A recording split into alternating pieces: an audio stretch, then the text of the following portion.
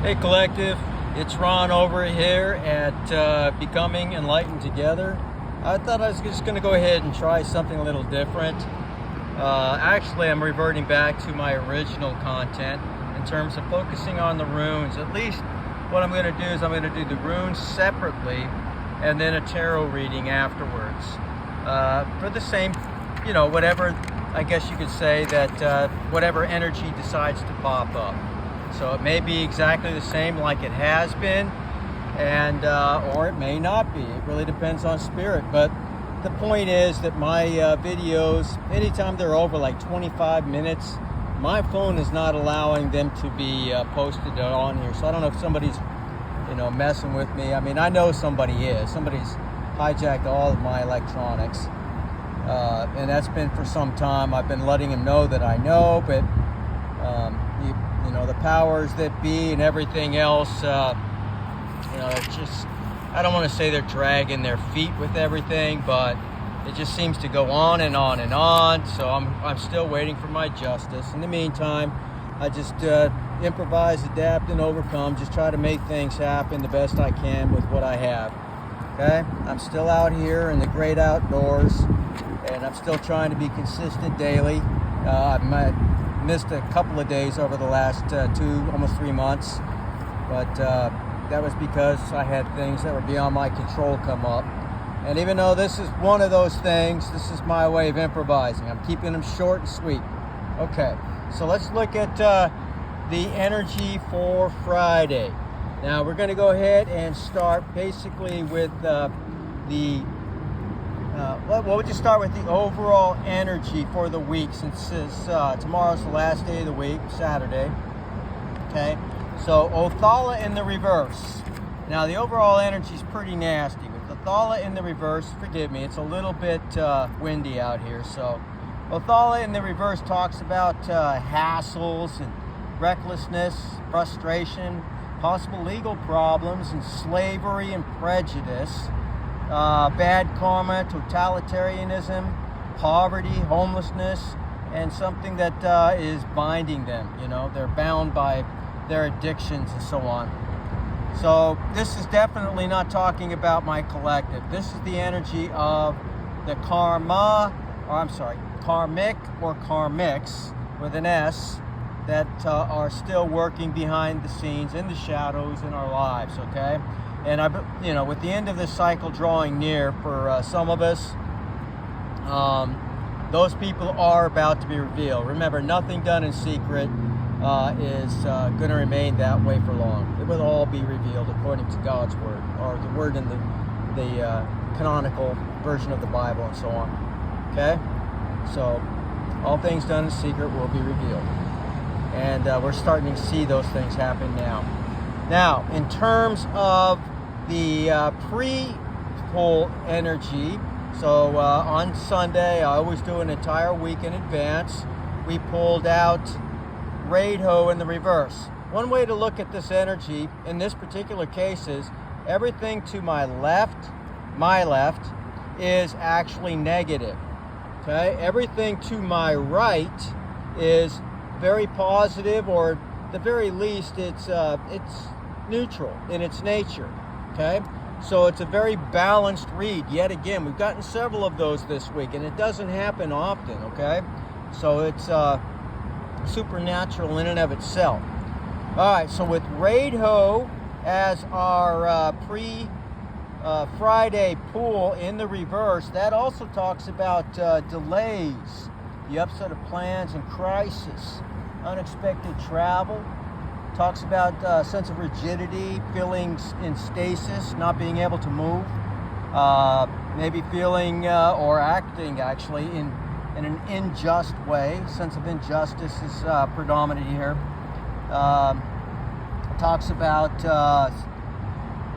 irrationality, perhaps, disruptions, demotions, delusions, and again, it's another one of the 3 runes that also implies the possibility of death when Radho is in the reverse.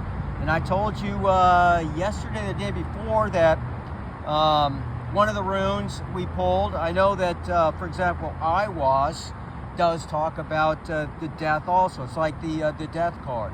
It talks about physical death or the death of a cycle and the rebirth of a new cycle. And this one talks more in lines of a physical death when it's in the reverse like this. So it does echo what we got with the tarot the other day as well, okay?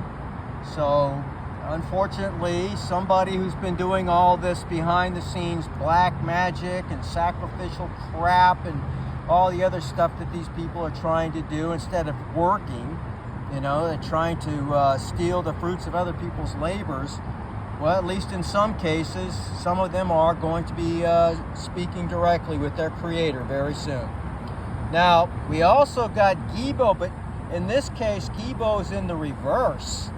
So Gibo in the reverse talks about problems of a rational or emotional nature, excuse me.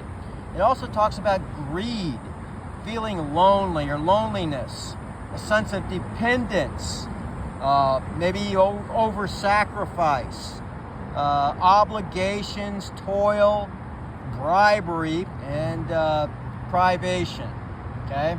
So these people with all this wealth have been trying to, as they always do, either talk their way out or bribe their way out of their situation. It's not going to work, okay? Now, what the actual pull for today was, and is Yera, and it's a positive rune. Now remember, there is nothing that's sealed in concrete, if you will, in terms of these divination readings, regardless of the method utilized. And what that means is, divination's benefit is that you have the opportunity, knowing what the energy is, to change your destiny or fate by being aware of it. Or you can just let it go and find out, you know, for yourself what it means to be in a state that we just talked about over here. But again, this is actually speaking of the karmic fate, not yours. Over here is basically our energy that appears in this reading, okay? So starting with today, Yera means year, cycle, harvest.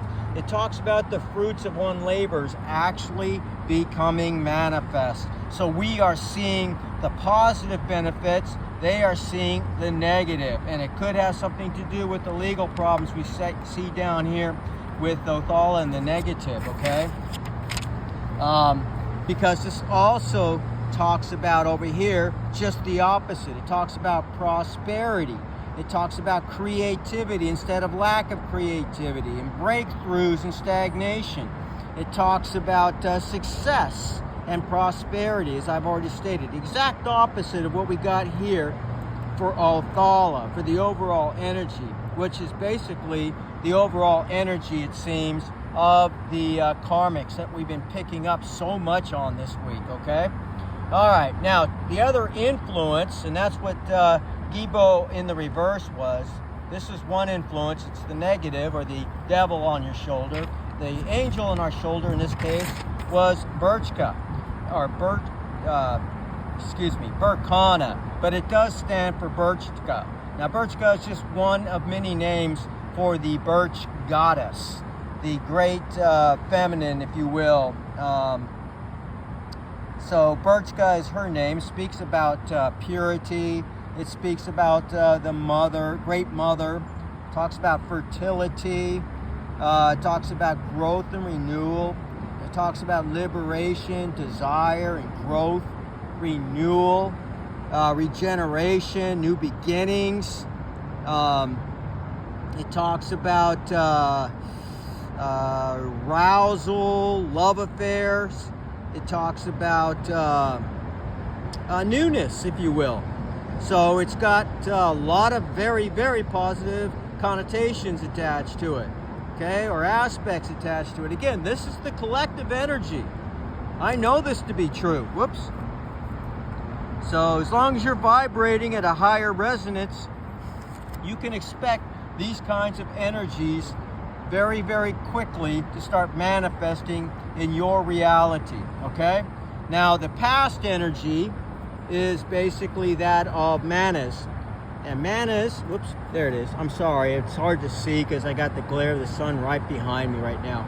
But manas, if you can see, is in the upright, and that's our past energy. So again, think of the river of fate flowing in this direction. This is our future here, okay? This is our overall energy for the entire week. This is our entire future for today. And this is our past. This is our present, okay? So present energy, future energy, past energy, just to give you an idea how this runic river spread looks or works. So man is in the upright talks about man, mankind, humanity, the self, talks about altruism and modesty, talks about thought, it talks about creativity again, attitudes towards one another, it talks about social order and intelligence, it talks about forethought and divine structures. So again, it's not entirely, if you will, a singular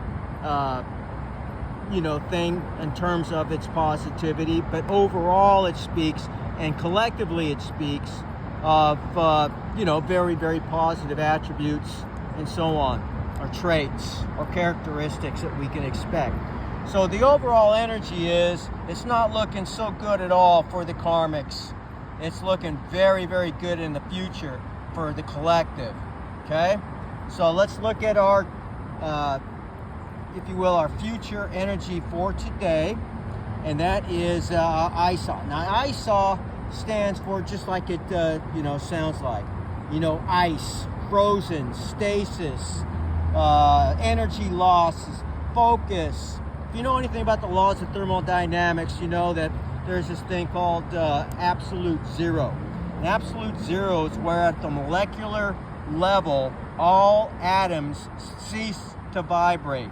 And that's minus 460 degrees Fahrenheit, minus 273 degrees centigrade. Now it's a theoretical. God, I don't know what happens once the camera turns on. I just get fucking brain dead. Excuse me, but and I'll probably get banned because I use the expletives. Oh well, so much for the First Amendment, right? But basically, it talks about the theoretical level where all thermal energy is completely drained and devoid. Now we've gotten very, very close to achieving this in laboratory experiments and everything else, and just slightly above that, we start to see some very, very unusual types of things that occur. And I know this is not a science class, but I revel in this stuff, and I love teaching it in college. And basically, what we are talking about here is that we start to see, things that we don't normally see. For example, the flow of electrical energy without any resistance whatsoever, okay? And that's, basically an impossibility without a superconductor of some type. And it requires to freeze or create very, very low temperatures in order to create that, since we have no substance that naturally produces a non-resistive connection, from A to B, if you will, without some form of resistance.